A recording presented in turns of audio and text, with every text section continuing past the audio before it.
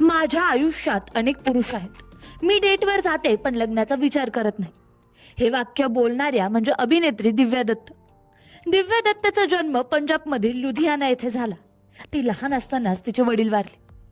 जेव्हा दिव्या 7 वर्षाची होती तेव्हा तिच्या वडिलांचं निधन झालं आणि त्यानंतर तिला आणि तिच्या भाऊ राहुलला सांभाळण्याची जबाबदारी तिच्या आईवर आली. दिव्या 47 वर्षाची असून ती अजूनही अविवाहित आहे. रिपोर्टनुसार अभिनेत्रीने 2005 मध्ये लेफ्टनंट कमांडर संदीप शेरगिल सोबत लग्न केलं होतं.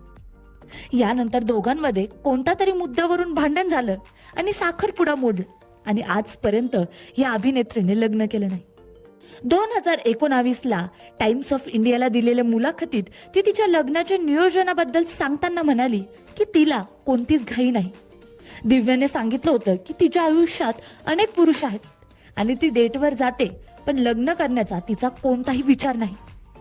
ती म्हणाली होती की खरं सांगू तर मी लग्नाचा विचार करत नाही, पण हो मी जोडीदाराचा विचार करते.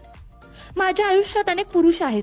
मी डेटवर जाते आणि इंटरेस्टिंग लोकांना भेटते देखील, पण आता मला लग्न करायचं नाही. तुम्हाला चांगलं वाटेल असा कोणीतरी असायला हवा. जर त्याने तुम्हाला आनंद दिला तर तो तुमच्यासाठी योग्य माणूस आहे.